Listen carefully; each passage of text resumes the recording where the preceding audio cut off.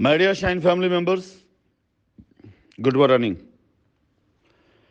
Shine family members, ये दो अलग अलग डिटेल कल जो आप सभी लोगों को शेयर की गई थी, आज मैं इन दोनों डिटेल्स पर आप सभी लोगों को कुछ इसके विश्लेषण बताऊंगा। और मैं चाहूँगा कि अगर आप कस्टमर या एसोसिएट किसी भी तौर पर इससे प्रभावित हो रहे हों या हैं, तो कृपया करके इस विषय पर जो मैं आपको बात बताने जा रहा हूं, इस विषय पर किसी प्रकार का अगर आप पर प्रभाव पड़ता है और कोई आपको बरगला रहा है, भरमा रहा है, तो आप सचेत रहें, कानून का साथ दें और कानून के साथ चलें, सच का साथ दें, सच के साथ चलें, जिसकी वजह से भविष्य में किसी प्रकार से आपके ऊपर कोई भी विपत्ति ना आने पाए। क्योंकि ये डिटेल मेरे द्वारा तैयार की नहीं गई, बल्कि जांच एजेंसियों के द्वारा तैयार की गई हैं। सबसे पहली डिटेल में जो मुख्यालय पुलिस महानिदेशक के कार्यालय से प्रेषित की गई है और ये भेजा गया है महानिरीक्षक स्टाम्प एंड पंजीकरण यानी स्टैम्प एंड रेवेन्यू डिपार्टमेंट को ये भेजा गया है। और इसमें जो चीज़ बताई गई है, पहले मैं आपको उसके बारे में बता देता हूं और इसके साथ ही साथ आपको मैं इसके होने वाले जो प्रभाव हैं वो मैं बता देता हूं। कंपनी मैनेजमेंट होने के नाते मेरा ये फर्ज बनता है कि मैं अपने सभी कस्टमर्स को सही बातों से अवगत कराऊं। बाकी उस पर आप क्या फैसला लेते हैं वो आपकी अपनी मर्जी होती है, लेकिन ये आवाज़ भविष्य के लिए रिकॉर्ड होगी कि लोगों को ये बताने के लिए कि कंपनी ने अपने दायित्वों का निर्वाह किया था। मेरी इस वॉइस रिकॉर्डिंग को आप अपने लिए एक सलाह समझिएगा, सलाह के साथ साथ एक अच्छे माहौल की, एक बेहतरी के लिए एक ऐसी चेतावनी जो आपको शायद कई ऐसे होने वाले नुकसानात से बचा सकती हो। इसे किसी प्रकार से अपने खिलाफ में आप मत समझिएगा, इसे किसी प्रकार से ऐसी चेतावनी मत समझिएगा जिससे आपके अंदर कोई भय उत्पन्न कराना हो, बल्कि इस चेतावनी का अर्थ आपके अंदर सजगता उत्पन्न कराना है। पहले पेज में जिस चीज़ को उल्लेखित किया गया है उस चीज़ का विश्लेषण इस प्रकार से है कि ईओडब्ल्यू डिपार्टमेंट ने ये माना है कि 2018 से लिया उसमें कि 2018 से अगर कंपनी के ऊपर मुकदमे हैं और कंपनी मैनेजमेंट अगर उनके लिहाज से उपस्थित नहीं है या फरार है, कुछ भी है, तो इसका मतलब जो भी रजिस्ट्रियां हुई हैं कस्टमर्स की, वो निबंधन कार्यालय यानी रजिस्ट्रार ऑफिस की मिली भगत से हुई है। और इसके लिए रेकमेंड किया गया है, प्रस्तावित किया गया कि एक जांच कमेटी बनाई जाए और जांच कमेटी निष्पक्ष जांच करके जो निष्कर्ष निकाले उसमें जो लोग दोषी हों उन्हें सजा दिया जाए। अब यहां पर दोनों पक्ष आते हैं। एक पक्ष वो आता है जहां पे कंपनी अपना पक्ष रखेगी कि रजिस्ट्रियां असंवैधानिक हैं या नहीं हैं। जाहिर सी बात है कंपनी ने रजिस्ट्रियां कराई भी हैं और जाहिर सी बात है कंपनी को लूटा भी गया है। अगर बात 2018 और 19 की जाए तो उस बीच में जब कंपनी रनिंग पीरियड में थी, उस बीच में रजिस्ट्रियां हुई हैं, हमने ज़मीनें खरीदी भी हैं, ज़मीनें बेची भी हैं। और 2019 के बाद जब माहौल थोड़ा ख़राब हुआ है तो उस ख़राब माहौल में कंपनी ने अपनी तरफ से जब कस्टमर्स को ऑफ़र किया रजिस्ट्री कराने के लिए, तो उसी पीरियड में कुछ लोगों ने कंपनी के उस वक्त की स्थिति को समझते हुए, कंपनी का भविष्य निर्धारित करते हुए कि कंपनी लौट कर नहीं आएगी, स्वयं से भविष्य निर्धारित किया गया और कुछ ऐसे लोगों की रजिस्ट्री कराई गई हैं जिसके दस्तावेज हमारे पास कतई नहीं हैं। कुछ ऐसे लोगों की रजिस्ट्री कराई गई हैं जिनके बारे में कंपनी को कतई कोई जानकारी नहीं है। कंपनी के ऑथराइज सिग्नेटरी मार्केट के अंदर मौजूद थे। भय का माहौल बनाया गया था। उस भय के माहौल में कुछ वकीलों ने, कुछ दलालों ने इन लोगों का पूरा उपयोग और दुरुपयोग किया। तो मैं आपको बताना चाहूंगा कि जितने भी लोगों की रजिस्ट्रियां इस बीच में हुई हैं 2019 से लेकर के अब तक, वो सारी की सारी रजिस्ट्रियां कंपनी खुद अपनी तरफ से एक बार सर्विलांस पर डालेगी, हम खुद इसकी तरफ से प्रस्ताव रखेंगे कि पूरी की पूरी रजिस्ट्रियों की जांच की जाए, और जब तक रजिस्ट्री पूरी तरीके से सत्य ना निकले, यानी अगर राजकुमार की रजिस्ट्री राजकुमार के नाम पर है और राजकुमार के नाम की लायबिलिटी है तो ठीक, अगर राजकुमार की लायबिलिटी है और उनकी माताजी के नाम पर रजिस्ट्री, उनकी पत्नी के नाम पर, उनके बच्चों के नाम पर, उनके पिता के नाम पर रजिस्ट्री है तो भी ठीक। लेकिन कोई भी रजिस्ट्री जिस रजिस्ट्री में लायबिलिटी किसी और की है, रजिस्ट्री किसी और नाम पर है, ये रजिस्ट्री कंपनी खुद अपनी तरफ से प्रस्ताव करेगी कि इस रजिस्ट्री को बाकायदा निरस्त किया जाए, और जो लोग भी इसमें संलिप्त हैं उनके ऊपर ठोस कार्रवाई की जाए। मैं ये अपने शब्द नहीं कह रहा हूं, मुझे कानून आज ये अधिकार और सहूलियत देता है कि मैं कानून के मार्ग पे चलते हुए ऐसे दोषियों को सजा दिलाऊं। तो आप ये मान चलिए कि 2019 से लेकर के अब तक की गई सभी की सभी रजिस्ट्रियां वो सर्विलांस पर आएंगी, और उनमें वो सारे लोग झूठे आश्वासन पे कतई खुश नहीं होंगे जिन्हें यदि कोई ये कह देता है कि नहीं आप चिंता मत करिए, क्योंकि अगर किसी भी कंपनी किसी भी रजिस्ट्री में कैश ट्रांजैक्शन किया गया है, पैसा लिया दिया गया है और पैसे का दुरुपयोग अगर आता है,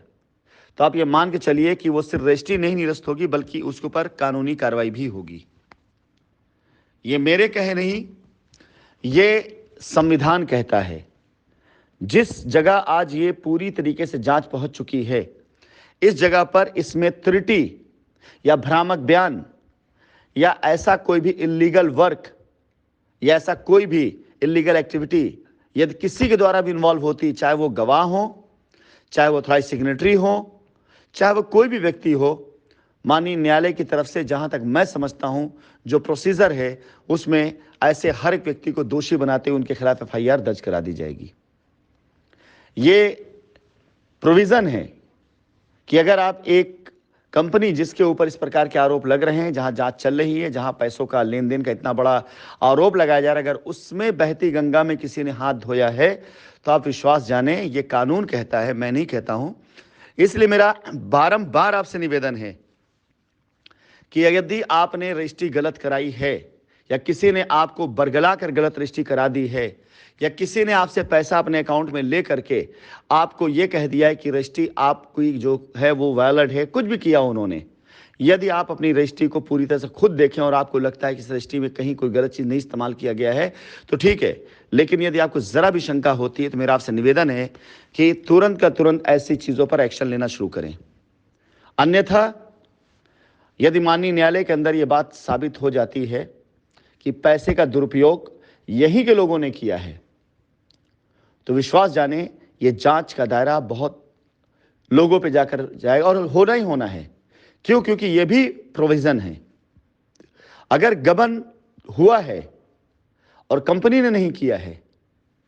तो किसने किया है ये बात भी आएगी सामने, और गबन नहीं हुआ है, कंपनी ने गबन नहीं किया है तो अफवाहें क्यों उड़ाई गई हैं, इसके पीछे क्या उद्देश्य था, ये भी बात आएगी सामने।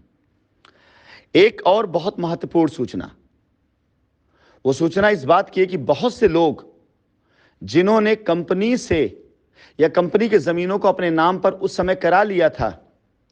दस्तावेज गलत लगा करके, गलत तरीके से, अब वो अपनी जमीनों को किसी और को बेच के निकलना चाहते हैं। आपके सामने ऐसे बहुत से ऑफर्स आएंगे जिसमें लोग आपसे कहेंगे कि आइए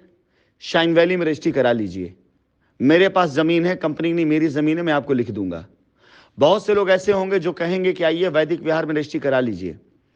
आइए पैराडाइज गार्डन रजिस्ट्री करा लीजिए, मेरे नाम पे ज़मीन। ऐसा कुछ लोग अगर आपको लालच देते हैं, मेरा निवेदन है कि कदापि कदापि कदापि मत कराइएगा। यदि ऐसा कराते हैं तो आप ये समझिए कि वो अपने गले का सांप आपके गले में पहना रहे हैं। शाइन सिटी की कोई भी ज़मीन जिसकी रजिस्ट्री इस बीच में कराई गई है, जो 2018 या 19 लेने से लेकर अब तक जो बाकायदा जांच कमेटी गठित होने के बाद जांच के दायरे में होगी, उस जमीन पर यदि कोई व्यक्ति आपको जमीन पहनाना चाहता है, आपको जमीन देना चाहता है, तो आप ये मान के चलिएगा कि वो अपनी मुसीबत आपके गले में डाल रहा है। सचेत हो जाइए, सजग हो जाइएगा। ऐसे किसी भी व्यक्ति से जो अपने नाम पे जमीन करा चुका था शाइन की और अब आपको देने जा रहा है। अगर जांच में पाया गया कि उसने सही लायबिलिटी नहीं दी है, जांच पाया गया कंपनी की आंखों में धूल झोंक करके पैसा वसूला गया और अपने नाम रजिस्ट्री कराई गई फर्जी दस्तावेजों से या ऑथराइज सिग्नेचर गलत इस्तेमाल करके, तो यकीन जाने वो रजिस्ट्री निरस्त होगी, आपका पैसा डूबेगा। इसलिए मेरा अनुरोध है अपने सभी कस्टमर से कि जब तक जांच कमेटी गठित नहीं हो जाती है और जांच कमेटी गठित होने के बाद जब तक ग्रीन सिग्नल नहीं दे देती है, तब तक शाइन सिटी के द्वारा या शाइन सिटी के प्रोजेक्ट पर किसी भी प्रकार की कोई भी जमीन, चाहे वो डायरेक्ट किसान से आपको दिलाई गई हो और चाहे वो शाइन सिटी के नाम पर किसी अथॉराइज सिग्नेचर करी हो, कदापि खरीदने की कोशिश मत कीजिएगा, क्योंकि यह जमीन विवादित हो सकती है इस आदेश के बाद। ये जो आदेश आपके पास गया है, इस आदेश के अलावा मैं रात को एक और दस्तावेज भेजूंगा, जिस दस्तावेज में 550 करोड़ रुपए एडवांस के तौर पर किसानों के पास कंपनी के लेजर में बुक में है और जिसको जांच एजेंसियों ने माना है कि जो एडवांस गया है वो 550 करोड़ रुपए का, जांच एजेंसियों ने उसको माना भी है, तस्दीक भी किया है। और ये पैसे अगर कोई भी व्यक्ति किसान के द्वारा डायरेक्ट रजिस्ट्री करा दे रहा है किसी के नाम पर और फिर वो किसी और नाम पर रजिस्ट्री करा दे रहा है, तो जो रजिस्ट्री ले रहा है वो भी दोषी, जिसने रजिस्ट्री कराई वो भी दोषी, जिसने रजिस्ट्री कराने में सहयोग किया वो भी दोषी, और किसान भी दोषी होगा जो कंपनी से पैसा लेकर के अब रजिस्ट्री किसी और को कर रहा है। मेरी करबद्ध प्रार्थना आप सभी लोगों से, हाथ जोड़ के मेरा निवेदन है, कृपया ये गलती मत करिएगा, अन्यथा एक बार फिर से आप कंपनी को बुरा समझेंगे। मैं ये बात